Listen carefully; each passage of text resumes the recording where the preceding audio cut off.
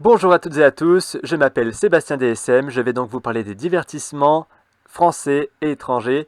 Et pour commencer, je vais donc me diriger vers la Grande-Bretagne pour vous parler d'un jeu télévisé qui a un petit peu cartonné pendant 2 ans, et oui, entre 2015 et 2016, enfin même un an, mais ça fait plutôt 2 saisons.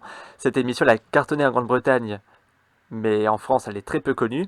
Il s'agit de 1000 Heartbeats, en français 1000 battements de cœur. Je pense que vous l'aurez compris par rapport à mon très bel accent anglais, évidemment, n'est-ce pas? Le principe est très simple. Il y a donc un candidat qui doit relever 7 défis. Pour relever ces défis, il doit donc se situer sur une cible devant lui, dans lequel il doit se positionner dessus pour pouvoir les relever. Chaque défi comprend des questions de culture générale, des calculs à résoudre, des mots à remettre dans l'ordre, mais à cela s'ajoute bien sûr son rythme cardiaque, puisque pour le premier défi, le candidat démarre avec un capital de 1000 battements. Chaque seconde ou battement, on va dire, qui s'écoule, lui fera perdre des battements dans son capital. S'il donne une mauvaise réponse, il perdra 25 battements subitement, on va dire.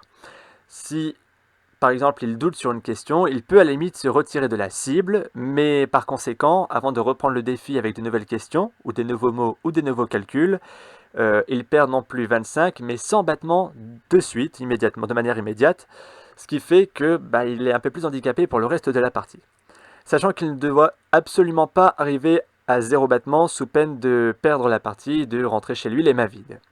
Donc je rappelle qu'il doit se positionner sur la cible qui mesure au millimètre près son rythme cardiaque. Donc plus le candidat est stressé, plus il perdra de battements rapidement.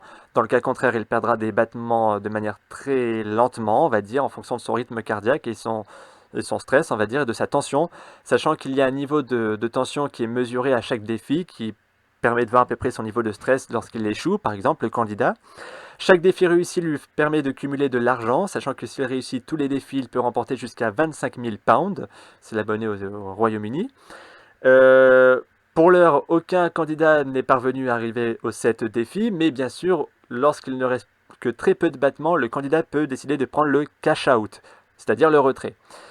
En faisant le retrait, le candidat doit cumuler à la suite 5 bonnes réponses pour tenter de remporter sa cagnotte gagnée précédemment. S'il n'y parvient pas à ces 5 bonnes réponses, il revient au début jusqu'à cumuler ces 5 bonnes réponses à la suite en répondant par des questions soit vraies, soit faux. Jusque-là, c'est très simple, mais comme la tension du jeu s'ajoute au fait que vous devez répondre aux questions et que vous voyez vos battements descendre, vous ne savez plus quoi répondre exactement. S'ajoute à cela, en plus du stress du candidat, des violonistes qui sont dirigés par un chef d'orchestre à côté de lui. Plus son cœur bat vite, plus la musique va vite. Dans le cas contraire, la musique se joue plus lentement. La musique est un son d'ambiance qui permet justement de monter en tension en fonction du candidat, de son émotion vécue à ce moment-là. Et puis bien entendu, euh, il doit essayer de tout faire pour garder son calme le plus longtemps possible, pardonnez-moi. Ce jeu, pour certains, est une relève de Zone Rouge. Vous l'avez connu, cette émission à l'époque présentée par Jean-Pierre Foucault.